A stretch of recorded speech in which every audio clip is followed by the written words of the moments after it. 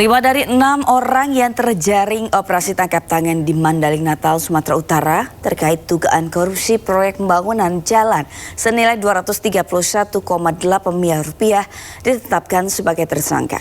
Ya, Gubernur Sumatera Utara Bobi Nasution menyebut siap diperiksa oleh KPK lantaran salah satu tersangka Topan Ginting merupakan anak buahnya.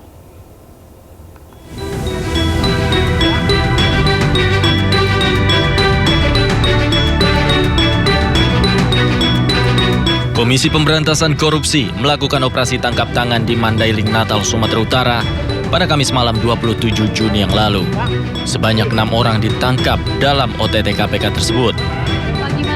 OTT ini terkait dengan dugaan korupsi proyek pembangunan jalan di Dinas Pekerjaan Umum dan Tata Ruang PUPR dan preservasi jalan di Satuan Kerja Pelaksana Jalan Nasional Wilayah 1 Sumatera Utara. Dari 6 orang yang ditangkap, 5 orang ditetapkan sebagai tersangka. Salah satunya Topan Ginting yang merupakan Kepala Dinas PUPR Sumatera Utara. Topan Ginting diketahui merupakan anak buah Gubernur Sumatera Utara Bobi Nasution. Menanggapi tertangkapnya Topan Ginting, Gubernur Sumatera Utara Bobi Nasution menyatakan siap memberikan keterangan kepada Komisi Pemberantasan Korupsi. Ya, namanya proses hukum ya kita bersedia saja. Itu bersedia saja. Apalagi kalau tadi katanya ada aliran uang. Kita, saya rasa semua di sini di Pemprov, kalau ada aliran uangnya ke seluruh jajaran, bukan hanya ke sesama, apakah ke bawahan atau ke atasan, ada aliran uangnya, ya wajib memberikan keterangan. Maka Saudara Kir dan Saudara RAY itu selaku pihak pemberi, ya.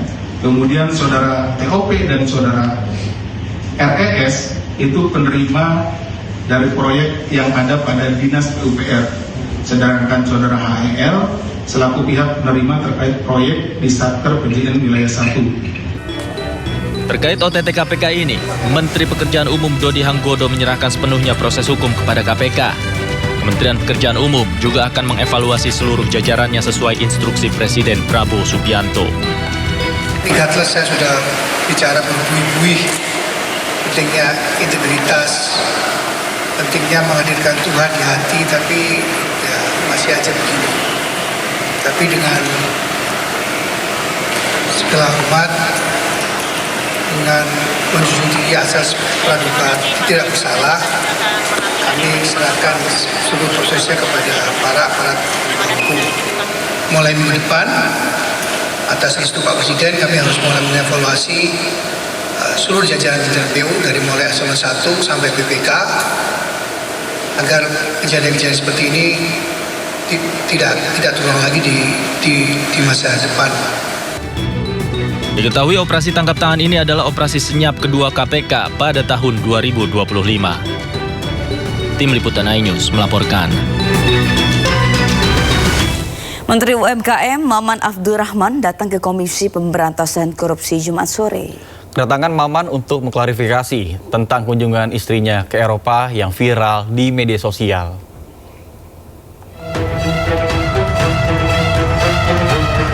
Jumat sore, Menteri UMKM Maman Abdurrahman datang ke KPK. Kedatangan Maman untuk menyerahkan beberapa dokumen sekaligus mengklarifikasi viralnya surat edaran tentang rencana kunjungan istrinya ke Eropa. Ia mengatakan bahwa keberangkatan istrinya ke Eropa bersama dengan anaknya dan tidak menggunakan fasilitas negara. Alhamdulillah minggu kemarin yang SMA-nya Lab School juara umum bertanding dengan 800 negara lain, 800 peserta lainnya. SMA-nya juara. Minggu ini sekarang bertanding yang SMP-nya. Ini program rutin dan anak saya masih SMP. Istri saya tentunya tidak punya rasa kekhawatiran untuk melepas anak saya. Beliau mendampingi anak saya. Dan saya sampaikan 1 rupiah pun tidak ada uang dari uang negara, 1 rupiah pun tidak ada uang dari pihak lainnya. Saya tunjukkan dan saya sampaikan dokumen-dokumen pembayaran tiket langsung dari rekening pribadi istri saya. Sebelumnya beredar surat edaran dengan kop Kementerian UMKM yang mengatasnamakan kunjungan istri Menteri UMKM ke Eropa. Dalam surat yang tertanggal 30 Juni 2025 itu, tertulis bahwa Agustina Hastarini hendak kunjungan ke berbagai negara dalam rangka mengikuti kegiatan atau misi budaya. Surat edaran tersebut viral di media sosial dan mendapat respon dari warganet. Beberapa warganet bahkan memberi komentar negatif.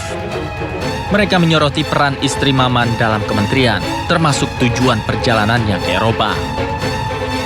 Tak sedikit pula yang mempertanyakan kunjungan istri Maman ke Eropa dalam rangka tugas negara atau liburan semata. Dari Jakarta, Ismalia Auliaisah, iNews melaporkan. Ajudan Presiden ke-7 Joko Widodo diperiksa Polda Metro Jaya. Kehadirannya untuk memberikan keterangan soal kasus tudingan ijazah palsu Jokowi.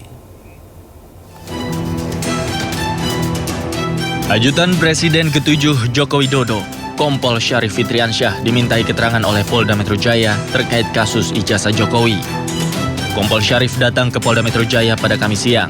Ia datang bersama dengan kuasa hukum Jokowi, Yakub Hasibuan. Saat tiba, keduanya bergegas masuk ke dalam gedung Ditreskrimum Polda Metro Jaya. Kehadiran ajudan Jokowi memenuhi panggilan polisi terkait laporan yang dibuat oleh Jokowi tentang tudingan ijazah palsu. Sebelumnya Polda Metro Jaya menerima pelimpahan dari 4 Polres di wilayah Polda Metro Jaya terkait laporan yang dibuat oleh Jokowi. Jokowi menyerahkan sejumlah barang bukti dalam laporannya terkait tudingan ijazah palsu miliknya, dan hingga kini kasusnya masih berjalan di Polda Metro Jaya. Dari Jakarta, Tim Liputan iNews melaporkan.